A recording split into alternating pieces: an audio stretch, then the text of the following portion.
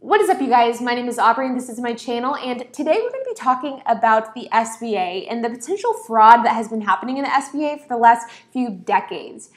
You see, as I've been making these YouTube videos and as the videos have gained more traction and more viewers and more subscribers and more comments, I have noticed a trend in my comment section of people saying that the SBA should be defunded and disbanded as a whole. And though the idea of disbanding the SBA seems like a crazy one at first glance, it actually isn't that crazy. And the fact of the matter is, this has been an option that has been pursued by a number of presidential administrations. And Ronald Reagan is a president that kind of introduced the idea back during his administration, and Obama kind of re-resurrected the idea during his administration. Both presidents proposed the idea of disbanding the SBA and merging it with the Department of Commerce. But the reasoning behind the disbanding and the defunding may actually surprise you. So in this video, we will be talking about the long history of the potential of defunding the SBA. We'll be talking about what this means. We'll be talking about the fraud in the SBA and what we can expect in the future from the SBA and from the government. So let's get started. Now, before you can begin to understand the potential fraud that's been happening in the SBA, it's important to really go down to the roots of the organization as a whole and why the SBA was created in the first place. The SBA was founded in 1953 as an independent government agency that was really kind of set into place to advocate for small businesses, to level the playing field, and to make business more accessible to everyday Americans. And they did this through a number of different ways. By being an advocate for small business, by providing funding for small businesses, by providing resources for small businesses.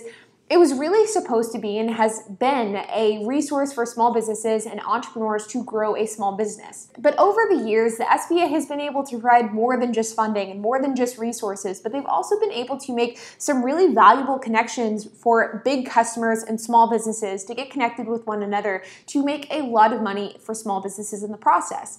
In fact, with the SBA's help, the government is now required by law to provide 23% of all of their prime government contracts to small businesses. And that is huge because the US government is one of the biggest customers in the world, and they buy billions, if not trillions of dollars worth of products and services every single year.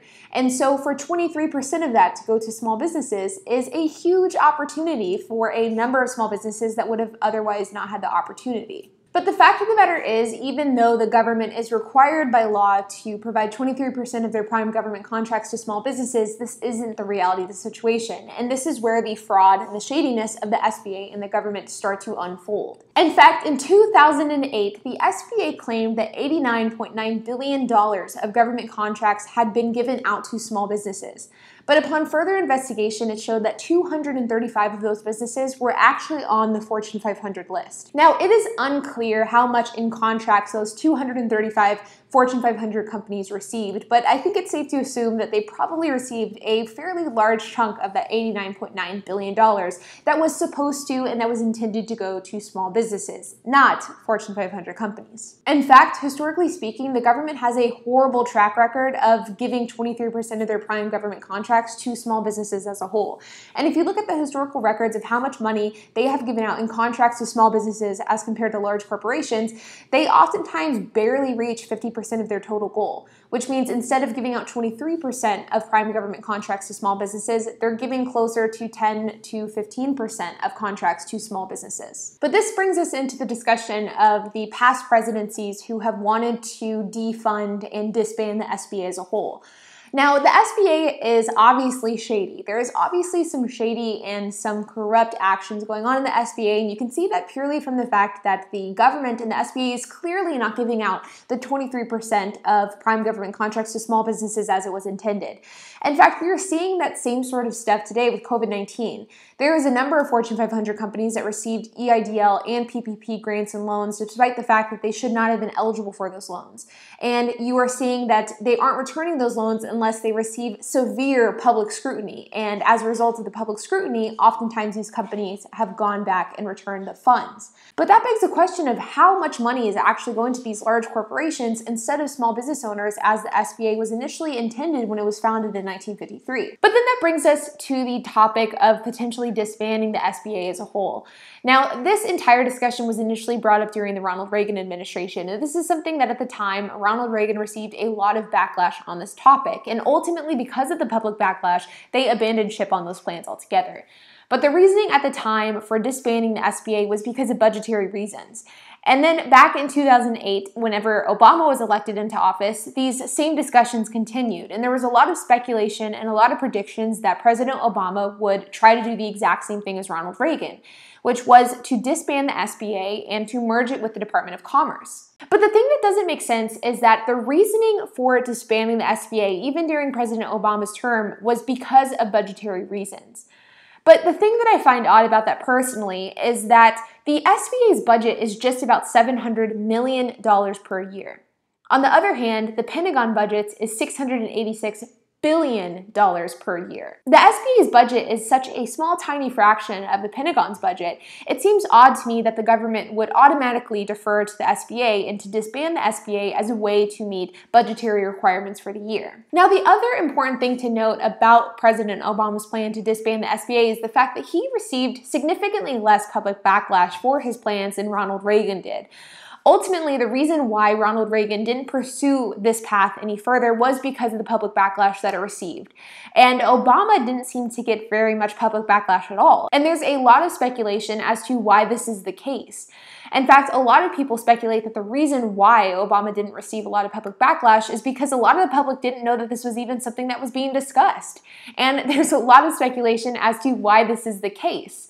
And that brings us to Terry Sutherland, who is the press director of the SBA. Now, Terry Sutherland was brought in as the press director of the SBA around the same time that President Obama was looking at disbanding the SBA. But Terry Sutherland isn't just any press director. He is the former press director of the Pentagon. You know, that government agency with the $686 billion yearly budget. So Terry Sutherland went from being the press director of arguably the most top secret government entity in the world to being the press director of the SBA. Now, not only is Terry Sutherland's role with the SBA a bit odd, and that shift from being the press director of the Pentagon to the press director of the SBA a bit weird, it's also the fact that there was so much secrecy in his role with the SBA. In fact, Jovita Carranza is somebody that everybody knows is the head of the SBA. Everybody knows her role. If you go on the website, you can find her contact information.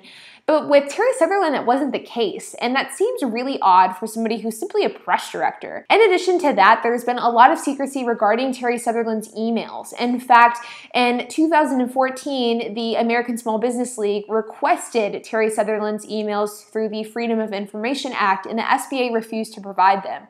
And after weeks of going back and forth between the American Small Business League and the SBA, they finally provided about 73 emails and said that this was it, that this was all the emails that Terry Sutherland had sent and received over the course of a fairly large period of time. And after even more prying by the Freedom of Information Act and the American Small Business League, it came out that there was over 2,000 emails that Terry Sutherland had been sending and receiving over the course of that same period of time, which means that the SBA essentially lied and said that there was only 73 emails, when in reality there was over 2,000.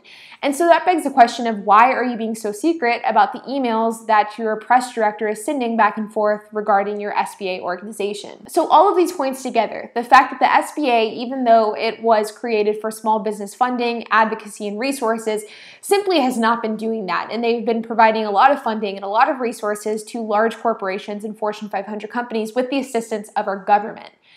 With the fact that the SBA has a press director who used to work for the Pentagon, for the fact that Obama cited budgetary reasons as to why they wanted to disband the SBA, despite the fact that the SBA's budget is $700 million as compared to the Pentagon budget, which is $686 billion, and the fact that the SBA has obviously been very secret and very reserved in expressing any sort of information of the role of Terry Sutherland within the organization, I think that there is reason to believe that the SBA is committing a huge amount of fraud, and that the reason for defunding the SBA as a whole is not simply because of a budgetary issue, but is because of the fact that the SBA has a long track record and a long history of fraud. And the only way to clear the government of that and to cover the tracks of of the fact that fraud's been taking place for decades is to simply disband the organization as a whole. You know, ultimately, I don't know what the truth of this entire scenario is.